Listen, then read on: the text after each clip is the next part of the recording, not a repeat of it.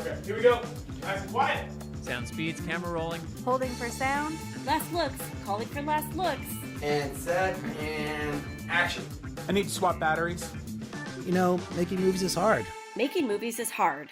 Welcome to Making Movies is Hard, the podcast about the struggle of being an independent filmmaker. I am Liz Manischel. I'm Ulrich Brissell. This week, we have writer-director Natalie Erika James on the show to talk about the making of her first feature, Relic, which hit VOD on July 10th and has been in drive-ins across America since July 3rd.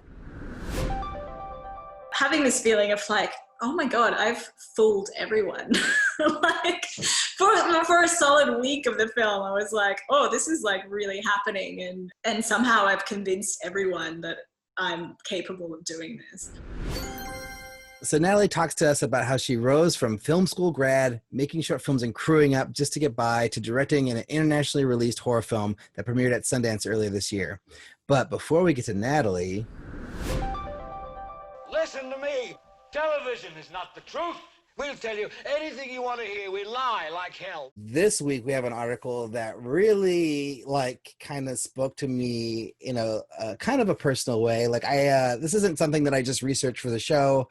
This is something I saw on one of my friends' Facebook pages, and I read the article just by myself, and then I really responded to it, and I posted it on my own Facebook, and it kind of spawned a few conversations with some friends of mine, previous guests, and just people in my network. And it was really interesting. So basically the article's from this guy whose name I don't remember. I think it's Zach Arnold is his name. And it's all about how Hollywood and filmmaking in general has some huge systematic problems that have been going on since the beginning of filmmaking, and all about working conditions, basically. So it's basically in film, there's an understanding of this 60-hour work week where you're expected to work that many hours. It's not a 40-hour work week like everybody else gets. It's 60. You're expected to sign waivers when you get jobs, to waive certain rights in order to allow the production company to make the movie.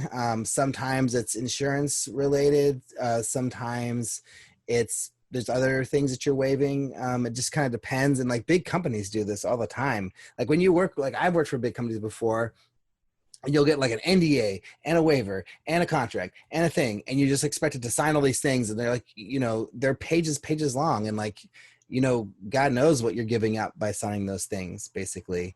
And then there's also a thing that happens a lot where you're pressured to waive your OT on time cards, if you're on a production of commercials and independent film, which it's I've been in a situation where I've been pressured to do it. I've been in a situation where I've just been told this is how we do it, so just do it, And then I've also been in situations where it's you're going to get all your OT, but don't fill out your time card. I'm going to fill out your time card for you, but don't worry, you're going to get your money on your check. So they're obviously filling out the time cards in a certain way to save them money, but they're also getting you paid. So it's all this complicated shit. And basically, and that's not even all of it, but do you want to list some of these other things, Liz, of what they're talking about in this article? I mean, I was just thinking about, in general, there's been a lot of articles right now that say that this is a time to reevaluate, the fact that we're able to take a step back and see how this industry has been abusive. We all know it's been abusive for years, but this is a chance for us to actually take a pause and change it. So, I mean, what resonated with me was always resonates with me is the suggestion of the work-life balance and how important that is, but how it's impossible when you work in production. And then the idea of having a family and working in production, and how that is just an impossible task, really. And also I was thinking about, there's this documentary directed by Haskell Wexler a few years ago about the importance of sleep and how there's so many film productions that just rob people of sleep. And this also spoke to that, just the idea of driving the boxcar truck through traffic after 2 hours of sleep and being paid nothing for it. And then, not getting health insurance. I mean, all of these elements that pervade this industry are really are horrible, but it's we do it because it's it's really competitive and there's someone right behind you to take that job if you decide to leave or if you say no. Right. And then I think in the guys for like, especially narrative film, like it's like what you want to do. And it's like this really important thing that you've been working towards for so long. So it's like, you don't want to, like one of the phrases they use a lot in the articles, like don't want to rattle the cages or be difficult by like complaining about these standards that we should all be getting, basically. So like half the article is like listing all the issues. And then, they also have a ton of examples of people from Facebook and like emails and other things, like kind of talking about their unique problems they've had and like examples of these issues. And at the very end, he kind of gets to like what we should do about it. I don't know, man. It's kind of a tough solution, because he's basically saying like, yeah, when you get back from COVID and you're like offered a job, and if it's not like meeting the standards that you should be getting, if you're getting offered a lesser rate, or if you're not getting all the different things that you should be getting for what you're doing, like whether it's paid overtime or whether it's, proper healthcare, whatever it is, you should stand your ground and not take the job. But like, honestly, like crew people who haven't been working for 3 months, like, can they actually afford not to take a job? Like if they get offered a feature right now, like, are they really not going to take it? If it's like, oh, your day rate's like $50 less than it normally is, or $100 less than it normally is. Like, are you really going to not take it? And I mean, and it also speaks to a bigger thing, which is like faces us as independent filmmakers. It's like, we don't have normal rates to give people on indie films. Like, our indie films have to be under rate in order for them to exist. And that's just sort of like an understood thing among film crews, is that indie films, like, we're not able to pay the full union day rates on these movies just because it doesn't exist for us. Like the movie wouldn't be able to be made if we had to, And so what does that mean? Like, does that mean that like we shouldn't have indie films exist because we can't pay union standards? Like, I don't know. What do you think, Liz? Well, there was a similar argument when I was talking with friends, I think years ago, about film festivals. And it was like, film festivals do not pay their staff well at all. And those staffers work, like, they screen for free, they work for free for like 18 to 20 hours every day during the festival. They get taken advantage of. And like, the argument to that is like, oh, well, we should just get rid of those film festivals, and we should just like reduce those opportunities, because abuse is pervasive through those, because like the infrastructure is just not solid enough to compensate people properly. But then the other side of the coin is like, how are people going to get experience? How can they build up bulk on their resume? How are they going to network? So, I mean, it's voluntary. When I make a feature, and I've made, 2 features for very low amounts of money, I have a conversation with every single crew member, and I say like, look, please only do this if you can afford to do this. And like, we're going to make it as easy as possible on you, in terms of like, we won't go in overtime. We're very communicative, we're very kind, we're available to you at all times. But like, if you can't financially afford to do this, please say no. Please say no. And like, we'll find other ways to connect and work on things together. And I think there needs to be a lot more transparency and kindness from the producers. Because I think a lot of people at the beginning take these jobs without even knowing that this is a major part of a culture of abuse. Right. They just think this is a one-time bad job. They don't realize that it's incredibly prevalent. Yeah, I do think that a lot of it is the way that you approach it. Like, I think the way you ask and the way you present the job is key into whether I feel comfortable with it or not. And like, I do the same thing that you do with all my projects, with my feature, and with like, well, actually the 2 features that I've produced now, and then like all the short films. It's always like presenting it as like, this is the situation, this is what we're doing.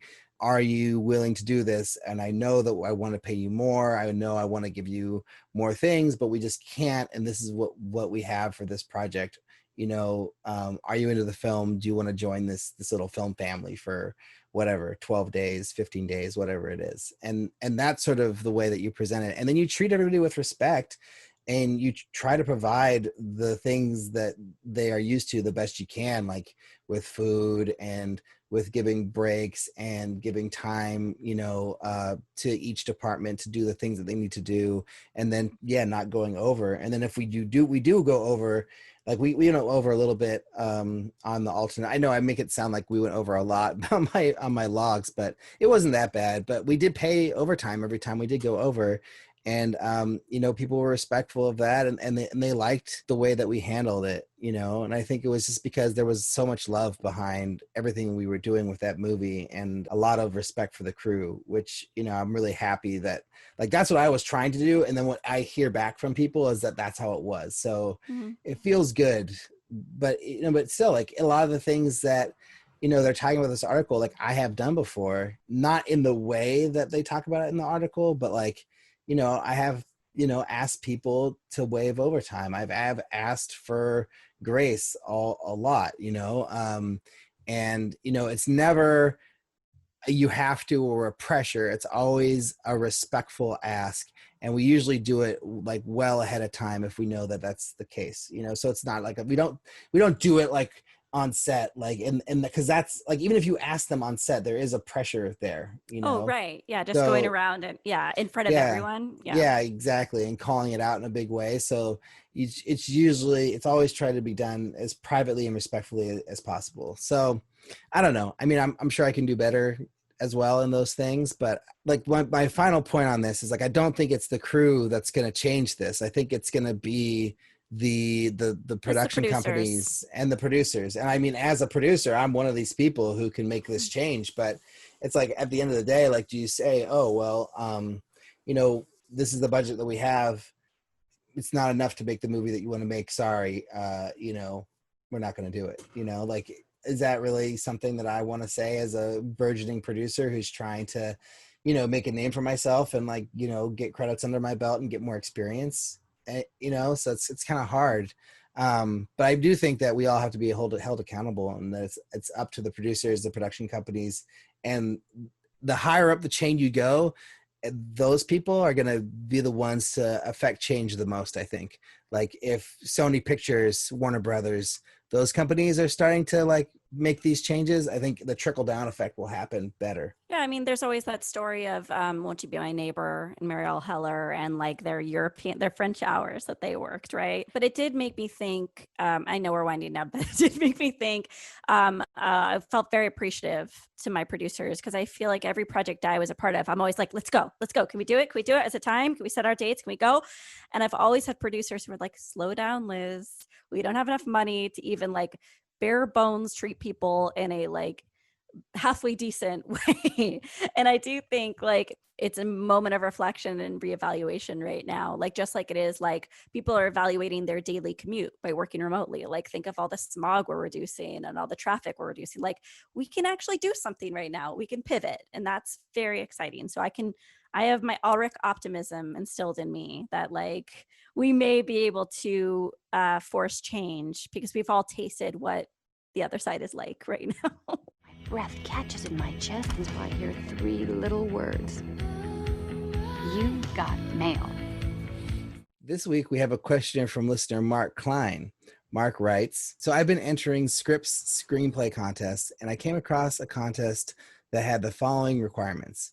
Feature-length screenplays must be between 85 to 130 pages in length and written in standard screenplay format, and 12-point Courier font, simple front and back cover with pages numbered. All this is pretty standard except for the mention of a back cover. Back cover? What's that? Is it a blank page? Is it the last page of a script? Is it something else? This is the first time I've seen this, so I started looking into what a back cover is. A few Google searches left me with more questions than answers. The results are spotty at best. Some sites talk about the actual physical back cover as being blank, 60-pound cardstock that matches the cover with the title, which would make sense if the script was going to be printed off, but this is for a digital submission, so that's not the back cover I'm looking for. Other sites do make mention of the back cover is the last page of the script that contains the ending transition, fade to black, cut to black, etc. So to the best of my knowledge, I say the back cover is a blank page unless proven otherwise. So Mark Klein is my friend, and I think he's very cool. And he sent me this question, and I thought, I know the perfect person to answer this. It's Nate Ruger. Nate Ruger, and you know Nate Ruger, is like writer extraordinary. He's written like 5 million screenplays. He's a writer, director. He's wonderful human. I just want to talk about how great Nate Ruger is. And so we did. We sent this question to Nate Ruger, and here is his response. Hi, Mark. This is Nate Ruger, and I'm happy to do my best to try and answer your question about what you've encountered on certain screenplay competitions asking for a back cover to your script. So, from my experience working at Red Wagon Productions on the Sony lot, back covers were only something that would appear on a physical hard copy. So, to be honest, I think you've done your homework, and this is not something you should be worried about for a digital submission. It seems like it was something that may have been copied and pasted or just taken from memory from the early aughts to much earlier than that, back when screenplays had physical archives for every script and every draft that went through a development company or went through a screenplay contest. So my job as an intern at Red Wagon Productions on the Sony lot, as an intern, one of many little tasks was to manage or take a look at or make sure that the script archive was in good working condition, and gosh, I feel old. So what those scripts look like is very much like printing out your own screenplay, except if you're trying to keep track of dozens, hundreds of them, you had to print it out, make sure it was 3-hole punched. You would press it down really hard, and you actually write on the spine of those 100 or so pages the title of the script and maybe even the author's last name in Sharpie, and then you would have those 60-pound cardstock pieces that also had 3-hole punches, and you'd put little brads on the top and bottom. And those cardstock was there to protect the other script's last pages or from the other little bits of brads that were sticking out and poking into them, just so that your screenplay wouldn't slowly over time get torn apart by these little, sticky brass ends needling into the front or back page from the other scripts that were getting shoved inside it. So it's really just to protect the back end of your script from getting torn apart by other brads if you had a physical hard drive copy, which you don't. So long story short, you're sending a digital submission, just end your script with fade to black, smash to black, or just even the end if you want, and you don't have to worry about having an extra page after that since it's just going to be a PDF. So don't worry about back cover when you see it unless you are sending a physical copy, and if you're sending a physical copy, I honestly don't know if I would deal with that competition that demands a physical copy in this day and age. Hope that helps, and good luck with your submission. Thanks, Nate. I mean, I think that pretty much sums it up, right? So I did not know the answer to this question at all, and I'm really glad that Nate did, and now we all know, and we're all better for it. I also want to shout out to Nate because he was a supporter of The Alternate. Thank you, Nate. You are my hero, and just a really, really sweet guy. And I think he was one of the people who wanted to have his photo be added to Alien, which, like, everyone who wanted to be added to Alien and not be just put in the portal was like, or another movie like that, like Terminator or something. Those people are they're my kindred spirits, because that's, if I was, in like contributing to my own campaign, that's what I would have wanted to be put into Alien or Terminator or one of these awesome movies. So amazing. And if you want to be like Mark Klein and ask us a question, you can, or make us a comment or just a suggestion, you can send us an email to podcast@makingmovieshard.com. Or if you like the show, you can leave us a review on iTunes, Spotify, or any other places you can leave a review for podcasts. And we also have a Patreon page. So if you really love the show and you want to support us, go over to www.patreon.com/MMIH podcast. Give us $1, $5, $9, whatever you want. And then if you do give us $9, you'll get a brand new enamel pin, which we still have many of. So, grab a pin, be fun. And you don't have to do it for a month. You just do it for a month, and then you go to $1 or $0, and then you're done. What about truth? What about the reality? What about the way the old ending tested in Canoga Park? So the past few weeks, we've been asking women in independent storytelling why they got into this business to begin with. And I got a little bored. I mean, I like to hear origin stories, but I wanted to switch it up a little bit. So this week we're asking about whether people felt like they were an imposter on or off set, and how did they combat those feelings, and how did they solve that problem. So enjoy. Hi, my name is Cassandra Chowdhury, and I'm an independent producer who also happens to do a lot of animation. I actually learned to do stop motion animation out of necessity. I was producing a micro-budget music video, and our animator just kind of disappeared. We couldn't get a hold of him. But we didn't want to scrap the idea for the project, so I just did some research and I learned how to animate so that I could complete the project. The whole thing was a learning process, of course, and I made a lot of mistakes, but the results were great. It's one of the best things that I think I've made, and it got me a lot of animation work on other projects. Even so, I still had trouble saying I was an animator. Like, sure, I had been paid to animate, but I wasn't an amazing artist, and I hadn't gone to school for animation, and I didn't have the fancy equipment that a real stop-motion studio would have.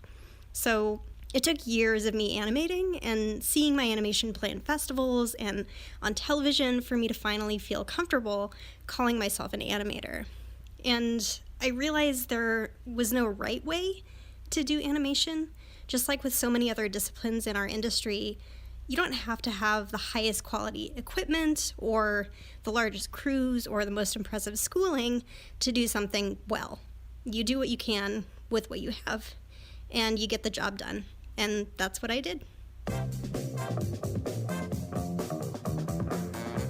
My name is Amy Oden. I am a producer at Maryland Public Television and an independent documentary producer, director, DP, and editor. A moment on set where I felt like an imposter was when I was early in my career and I had a prolonged argument with a seasoned engineer at the station I was working at about whether tripod plates should be stored with tripods or with cameras, because I had just been promoted to managing a variety of equipment. I eventually won out, and the tripod plates were stored with the tripods, but it was just a really difficult series of conversations where I felt like I had to prove that I was competent. That's probably the biggest single illustration, but I will say that I felt like an imposter anytime anything breaks on set, or a battery dies, or a card fills up, or a light bulb blows. And I think over the years I've just learned to practice self-soothing techniques when I need to troubleshoot something. So whenever something goes wrong, if I can sort of de-escalate that rising sense of panic within myself, then I'm kind of faking it till I make it, and nobody has to know that something is terribly wrong. And as long as the talent feels like I'm doing a professional job, then I am.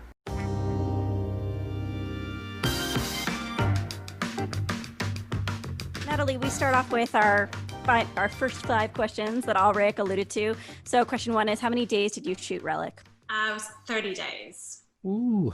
Yeah. 10-hour days, though, sorry. Oh, 10 hours. Wow. Okay. Yeah, because we're in Australia, so yeah, it's just the 10-hour. So what was your rough budget for the film? I think it was around 4 to 5 US, something like that. How long did you work on the film from inception to release? I started writing it end of 2014, and it's being released in 2 weeks. So yeah, roughly 5 years, I would say, 5 to 6 years. And then how big was your crew? On our biggest day, we probably had about 100 people on set, but that was like our big stunt, whatever production day. I think in general, it was probably closer to like 30, something like that. And out of all your projects, how difficult was this one? Do you know what? I would say the short that I made in China off my own back with a crew of like 7 people was probably harder in terms of like from an emotional level.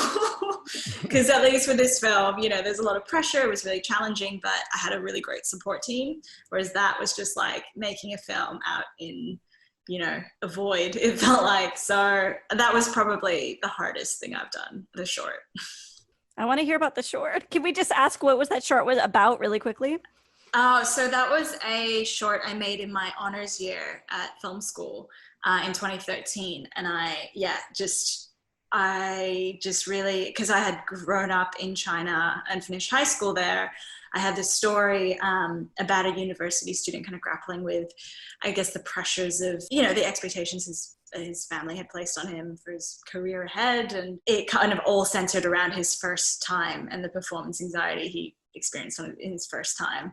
And yeah, I just kind of took a group of 6 Aussies or maybe 5 Aussies over, and we made this short, off the smell of an oily rag. It was really, really low budget. It was, it's really hard to make a short film in China back then, especially if you don't have money, because it's hard to lock things in. And so it felt like it was just kind of all in chaos up until probably like 5 days leading up to it. Things were finally slotting into place. So it was just this kind of, crazy thing that I decided to embark on. And I'm really glad I did, because I learned so much from it. But yeah, the most mentally challenging shoot of my life. I came back feeling like I could do anything, essentially. So, Nice. So Relic was hard, but it was never impossible like that shoot felt like. And is that movie done and out online for people to see? Can we share it with our listeners? It's called Burrow. I never released it online because now I feel like it was during some festivals, and then I felt like it was so far, like too far in my past, that it's quite embarrassing to like release now. Even though the actors were brilliant and they did such an amazing job. Maybe someday. Someday. Okay. So I'm really curious, like coming off of, making a short like that, and then you said that you started writing Relic in 2014. Like, what was the inspiration for the film, and why did you decide to write this horror movie? Yeah, I guess the inspiration came from a really personal place. My grandmother suffered from Alzheimer's, so in 2014, I took a trip to go see her, and it was the first time she couldn't remember who I was. And so that hit me pretty hard, I feel. And she lived in this older Japanese house that I'd always been terrified of as a kid. So I think those two things kind of came together. And because I was always interested in the horror genre, and I'd already made a few kind of horror shorts, it just felt like a natural fit and a good way to tell the story. I understand that Australia has a very different system compared to the US in terms of funding, distribution, production services. Can you talk a little bit about putting the project together, specifically the financing? Yeah, so there was a version of this film that maybe could have just been made in Australia. We have a government funding body and a state funding body, so Screen Australia and Film Victoria, which is the state I live in. And they had kind of supported us through development. So they basically gives you rounds of money to complete your drafts. And I had some Aussie producers on board as well. And they had a history of pairing up with, I guess, international partners, whether they were producing partners or financiers or sales agents or whatever it was. So I guess they already had quite an international mindset. But when I made Creswick, which is Relic's proof of concept, it played at a few festivals, and it allowed me to get representation in the US. And so my reps were really great at kind of hooking us up with potential US producing partners. And so, yeah, we just met with a bunch of people and talked through, the vision for the film, and just trying to see who was a good fit. And I think that was when 9 Stories came on board as just producing partners. And then Agbo, after we did a couple drafts of 9 Stories, came on board as financiers. So they co-financed with Australia. And roughly when was that in the timeline? Was it 2018, 2017, or earlier than that? Ooh, you're testing me now. So we shot end of 2018, or mid to late. So I would say the financing came together early 2018, and that's when Agbo would have jumped on. And then 2017 would have been 9 Stories, maybe mid to late 2017. So the short film that you made, Creswick, if I'm saying that correctly, did that come out of a need to prove yourself in order to get the film made? Had you already written the drafts of the feature and tried to sell it, and then no luck, and then they're okay, I'll make this short to prove people that this movie deserves to exist? Yeah, it was born of a few things. I think also in general, you learn so much with every film that you make, and I genuinely wanted to just make it for myself and to, I guess you could call it practice, to hone the craft, or just try stuff that I thought would work. But from a very practical sense, yeah, exactly. You know, I think people have been using proof of concept successfully for years when Creswick was made. So it felt like a smart, you know, decision. We already had the first draft of Relic when we made the short, and we didn't try and squash the whole feature into 10 minutes. We just came up with a shorter story and different characters that kind of summed up the feature more succinctly. So it's quite similar, but yeah, it doesn't have the same setup or characters, anything like that. Did you share that when you were casting, or did actors or potential collaborators ask to see it, or were you trying to protect them from seeing it because it may influence vision for Relic? No, I think they definitely watched it. Yeah, I'm pretty sure. I pretty distinctly recall Bella Heathcote asking me about the creature at the end of it. So yeah, I think it certainly helps. And particularly for a first-time director, I think it can be a hard sell for actors sometimes because there's such a risk involved. So yeah, it helps to be able to kind of show something that's tonally, visually similar. I want to hear about how you connect. I'm stealing the spotlight from Ulrich. Sorry, Ulrich. I want to hear a little bit about how you got connected to the Russo brothers, Jake Gyllenhaal. Like, how did you build this amazing team? It seems like it got, I mean, I know this is a span of several years, but honestly, it seems like a dream scenario. Like, you make this short, you get waves, you get representation, you build this foundation, you build this house. Can you help educate us on how all these things came together? Mm-hmm.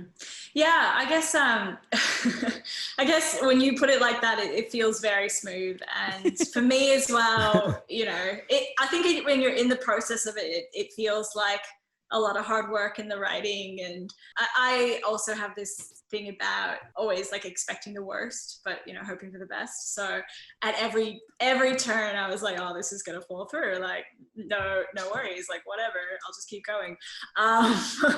And yeah, in some ways, like, it's kind of looking back, it's just like a surreal miracle that it all panned out, because so much can fall apart, right? Like at any point could the casting have fallen through, or, you know, the Screen Australia funding is only for a certain time, so if you don't like get it greenlit in other ways, it kind of falls through as well. So we had to change our shoot dates like 6 different times or something, you know, like crazy kind of stuff. So I agree, it's kind of an amazing miracle that it even exists. But in terms of hooking up with the partners, that was mostly through representation, because I felt like, yeah, I certainly did not have those contacts as a filmmaker in Melbourne. And yeah, they were really great. We worked with like Endeavour Content as well. And I'm signed with WME. And yeah, my agents are wonderful, and they work with a lot of directors in a similar space. So it felt like a really good fit for me making that decision. And you know, you have, I feel like maybe what was great, if I had to point to anything that helped it along, was just timing as well, in terms of like people looking for horror, and specifically horror by women, because I think Babadook came out like 2014, so, you know, right, for whatever reason it was, or 2015, just a good time in that, you know, it was the type of script that people were looking for. So I don't think you can discount luck as well. And yeah, it's funny, like you have all sorts of meetings in LA where a lot of them are just generals, right? Where you're just meeting people, like establishing rapport, trying to see if you can work on something further down the track. And I thought the AGBA meeting was a general. So I didn't realize that it was like a potential pitching kind of meeting. And that probably helped, because I wasn't kind of nervous or anything. I was just kind of like, oh, hey, like, how are you going? This is my film. I'm really passionate about it. This is why I want to tell this story. It's going to be great. And then, yeah, they kind of put in an offer really soon after that. So it feels, I don't know, all those things probably helped, but yeah, I do feel like timing was a big factor as well. So was it like your short playing at a certain film festival that got you the representation, or was it just like the run in general that kind of attract people, or can you point to like one specific festival that like kind of gave you that success? Yeah, interestingly enough, I can. It was Fantasia Film Festival, which is awesome festival. Love those guys. And it was Eric Kahn at IndieWire who wrote an article which was like top 5 films to see at Fantasia. And Creswick was one of them. And just off the back of that, I started getting kind of, emails from random people, just managers, agents, that kind of thing. So yeah, it was pretty pivotal, I guess. And then those agents are the ones that got you your meetings in Los Angeles, which led to your production company signing on, basically. Exactly. Yeah. It really is like the dream come true story in a lot of ways. I guess so. Yeah, well-earned dream come true. Yeah, I mean, so many ups and downs. So, like, keep in mind, I graduated from film school in, like, 2011. So, by that point, I was, 5 years out of film school or however long it was. Yeah, because I think 2016 is when Creswick came out. And you go through such some tough years post-film school, I think. Like, film school is enough of a big, stress, and there's so much expectation that everyone puts on themselves to make this, like, film that's going to make their career. And it's, like, never the case. Like, I feel like my graduate film probably did, like, 5 festivals, 6 festivals, that kind of thing. Whereas, we had the true success stories of my year or like previous years. I went to VCA in Melbourne, and like Ariel Kleiman, for example, had his film go to Cannes out of 3rd year. And, those are the people that you were like, oh, fuck, like they're just right out of the gate, like just in it. So I was certainly never that person. It was just like working production jobs for ages, just making your own stuff on the side. I would say, like, it doesn't have to happen super early, Will you talk a little bit about, superstition, thinking things are going to fall through, or, the 6 years or 5 years that were difficult? Do you ever feel on set directing Emily Mortimer, did you ever doubt yourself? Were you ever intimidated by the experience? Did you ever feel imposter syndrome? Can you talk a little bit about the task at hand when you go to set for the first time? Yeah, it's almost like your brain is split into 2, I feel. Like, one part of you is like, this is just a completely surreal experience. Exactly what you've said about feeling like an imposter. Like, I remember really distinctly driving home, or my, partner driving me home from set, and just kind of having this feeling of like, oh my God, I've fooled everyone. Like, for a solid week of the film, I was like, oh, this is like really happening. And somehow I've convinced everyone that I'm capable of doing this.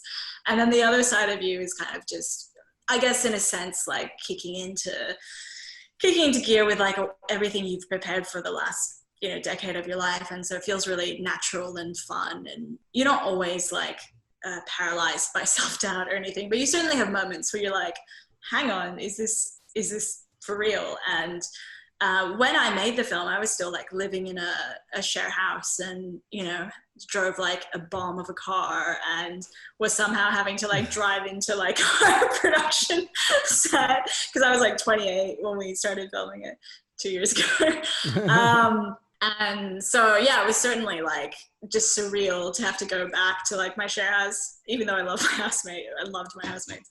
And yeah, it's like living 2 lives in a way. But I think that's the thing. Like, if you think too much about like the long-term implications or the expectations, like you're inevitably gonna freak yourself out, and you just have to kind of focus on the task in front of you. And it is that whole thing of like scene by scene, I suppose. And if it's something you've been doing for a while, then it's not too dissimilar. Like, you can't be tripped up by the profile of the actors that you're working with. Can you talk about the first week of production on Relic? Like, was there any like, really like tough moments? Like, did you go over on any of your days that first week? Were there any like things you learned right away that you were able to take on to the rest of the shoot? Like, any stories like that? We had a few kind of hiccups with some crew in that first week, which I can't really talk about in depth, but that was certainly challenging, because it felt there's just so much uncertainty going into that first week already, that you're kind of like, I don't know if it's me or if it's just circumstance. So kind of pushing through that was really important. We definitely had some locations fall through in pre-production, and we were like 40% over budget on the some of the set designs. So we had to cut everything down, and that caused all sorts of issues, of course, because then you're suddenly having to do a lot of creative problem solving to make the space feel bigger than it is. So all those sorts of normal stresses, I would say. Yeah, I can't think of any massive hiccups, but let me get back to you. No worries. Sounds like you had you handled it well, is what it sounds like, which is good. Yeah, I mean, you certainly have your moments where you go home and you're just like, fuck. You just let it all get to you, but definitely on set you kind of just have to push through. Yeah. What about the reception? So you get the dream phone call from a Sundance programmer and they tell you that you made it into the festival. I actually missed it. What? Yeah, which is hilarious. I was traveling in Japan at the time, and I was I was hiking and just didn't have any reception, and so yeah, I missed the call from the programmer. And did they leave a message? Like, how did you? They got onto my producers, and so when I finally got reception, I just had like on every single platform my producer just going, "Call me right now!" Like I thought something terrible had happened. Wow. But it was amazing. Like when I finally spoke to my producer, my partner and I were in this kind of empty cafe in Japan after hiking, and I burst into tears when I got the news. Wow. And he like pulled out his camera and started taking photos of me to like commemorate the moment, and all these waitresses were like looking at us really like worriedly, like he'd just broken up with me, and that is documenting it. That was great. But yeah, so much joy. Like it was, just I was on another planet. Was locking in distribution for the movie easy after Sundance, or was it like Sundance was the first festival and then you did a bunch of others and then distribution came later? Well, look, I'm so glad that we got to squeeze in that screening, because everything shut down after, I think it was probably Berlin, but we only played at Sundance. Yeah. Well, so the disease spread at Sundance. There's all these articles about how it was like the space. Yeah. Yeah, and certainly I remember people being really, not everyone, but my parents came along and they were really conscious about the spread and were wearing masks on the flight home and everything like that. So so I guess everything, we were programmed for South by Southwest, and that was cancelled. Distribution, I think IFC came on board a few months after Sundance, like March, I would say. So It took a little while. Like it definitely wasn't one of those like bidding wars that you hear so much about or anything. But I'm so happy like with them. They've been really great.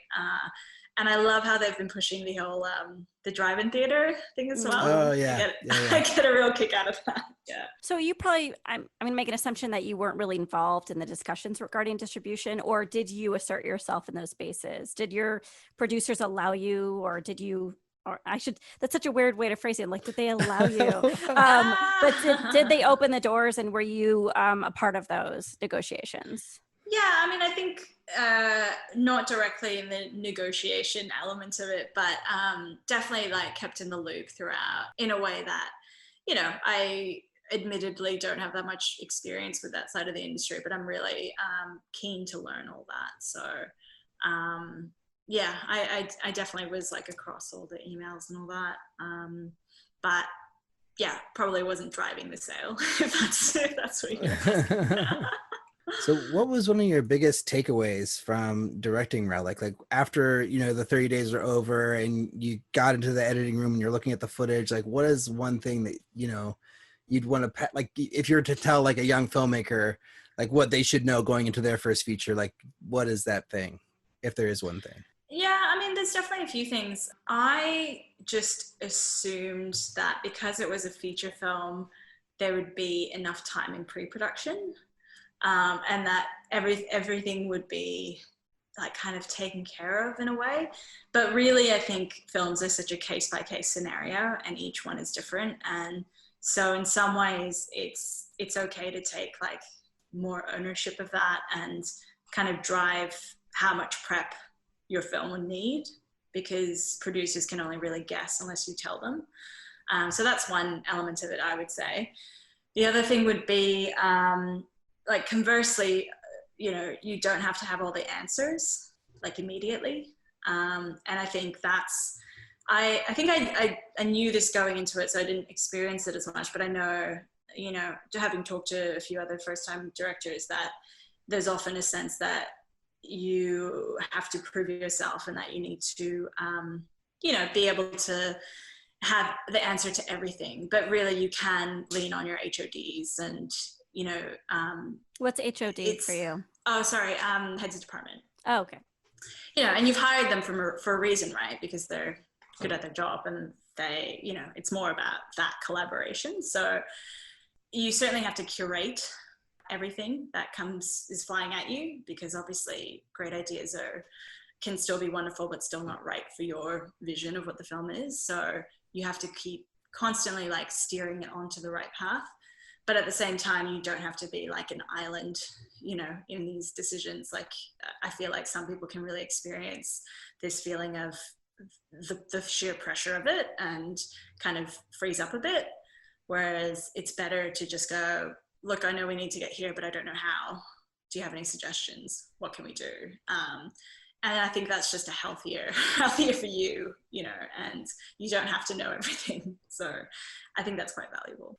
I wanted to jump to the big picture questions. Arik, did you have any last questions? When you got onto the project, were you allowed to bring on your team? Like, were you allowed to select your own cinematographer, production designer, those kinds of people? HODs. Or were they HODs? Or were you like kind of at the mercy of your producers? Or was it like kind of a collaboration? Look, I have to admit there was an element of that in terms of, I guess Australians are really risk adverse in a lot of ways. And so in America, my sense is that they really embrace newcomers and this like idea of fresh blood, maybe. I could be wrong. Well, you know, like I feel like it's an easier sell for a hotshot cinematographer who's done like, you know, some cool ads and some cool shorts to get on board a feature film, right? Like that is an easier sell. Whereas for Australia, it's like, that doesn't matter because he's never done a feature. Like, where are all his like feature credits?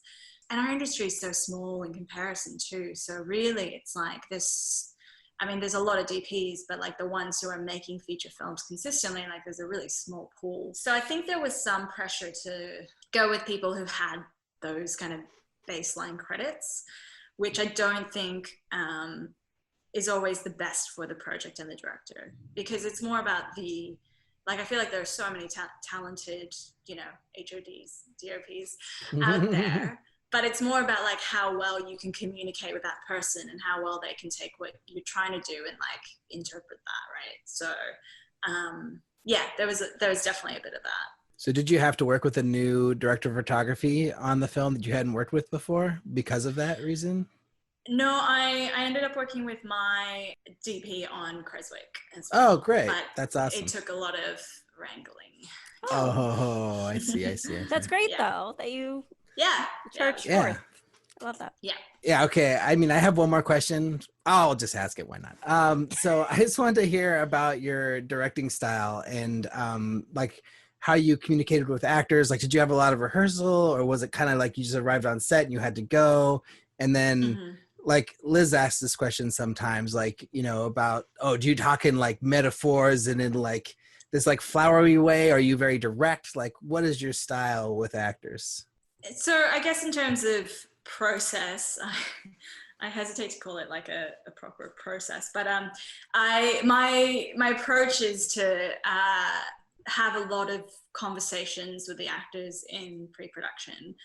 And I guess it's not dissimilar to co-writing in a way that, you know, you're really sharing life stories and experiences and trying to find kind of common ground between the two of you as it relates to the characters, of what they're going through, their motivations, where they're coming from, all that kind of stuff. So I think a lot of the prep work is done prior to being on set or in the lead up to being on set, so that when you're on set, you have this kind of shorthand of how you talk about those kinds of stuff. Because, you know, emotions are so subjective, and a character's motivation can, you know, mean one thing to one person and another to others. So I think it's important to have like a foundation on which you're working on. I'm not a huge fan of like, I'm always wary of over rehearsing, I would say. Just because, particularly rehearsing like what physically happens in the film, because I think there's a danger of a sense of like trying to recapture something you did in rehearsal. So I'm always like quite wary of that. We did some rehearsals, but most of it was stunt based, which is great because you get to have the actors working together. So at least they get used to that, but it's not like trying to, you know, nail it in the rehearsal and then you can, you know, do it again in front of the camera. So yeah, I think that's generally my approach to it, that most of it is found on the day. I like to get a range, I would say. So I tend to do bigger number of takes, not massive or anything, but a healthy amount, I would say. I like to mix it up a bit. I think in the case of Relic, they were all three were really willing to just keep going for it, and definitely there was no pressure to be like, oh, I've done it. You know, it was like they were constantly trying to push further, explore more. And in terms of notes, apparently I'm very specific. But I try not to like over intellectualize it, or like, even if I am in my head, I try not to like burden them with that stuff, because I don't think it's helpful to like being in the moment.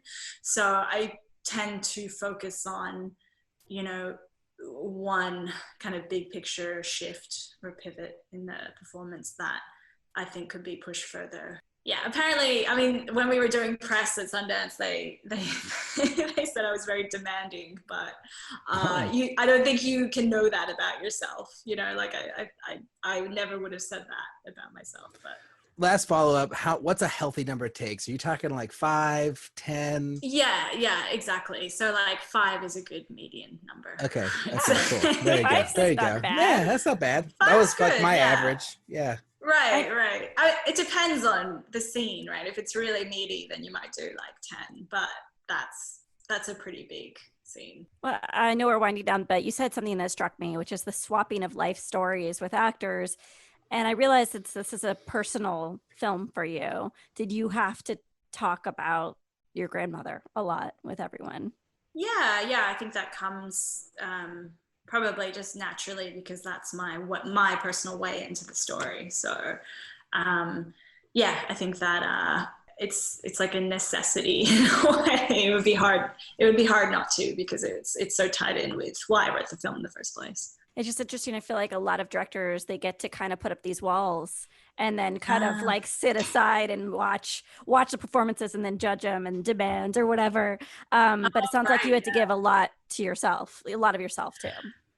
Yeah, and I feel like you try and, personally, I feel like you have to be vulnerable with them, because they are being so vulnerable for you and to you as well. And I don't think you can have that sort of openness go one way and not the other. Personally, I don't know. Maybe other people can put up walls, but I just feel like that's such a much more like prescriptive way to work, maybe. Whereas I'm more interested in like the mutual kind of empathy and connecting on that level, and that influencing what they kind of put out on screen. All right, so final 5 questions. I think we have to get to it now. I'm sure we could ask many, many more questions, but I'll go first. What's the first film you ever made, and how do you feel about that film now? What counts as a film? Anything, like... short film, whatever. Yeah. Okay, the first like proper film I made was in high school. It was called The Reverie. It's, looking back now, it is pretentious as hell, very like well-intentioned. I appreciate all the ideas in it, but man, like no one will ever watch that film. Oh, that's funny. What's the best filmmaking advice you've ever received? Something to the effect of like, make sure you're climbing the right ladder. Leaving film school, I thought I would, become an AD to just like pay rent.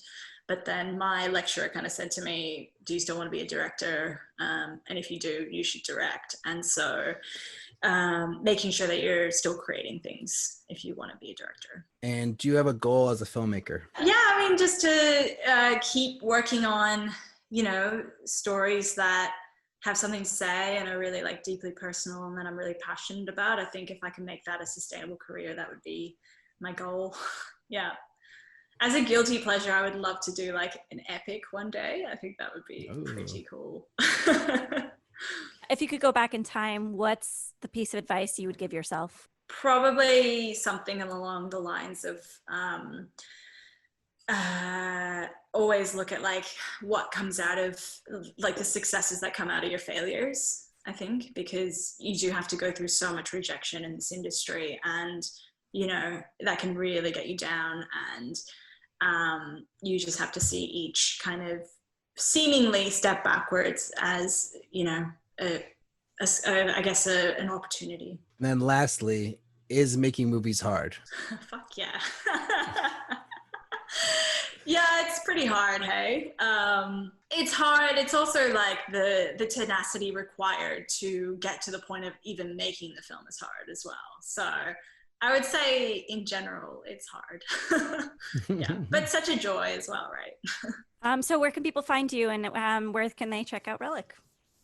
I don't have Twitter or anything, but I'm on Instagram at Natalie E. James, and Relic is available to watch actually this weekend at drive-in theaters. So from July 3rd, which is exciting. And then on VOD from July 10th. Amazing. Awesome. Thank you. Thanks so much. This has been fantastic. Yeah. Thanks for listening, and thanks to Natalie for being on the show, and big thanks to Kate McEdwards from IFC for making this interview happen. And Relic is out now, so go to all your VOD streaming platforms, find the movie. If you're lucky enough to be near a drive-in, go see it in a drive-in.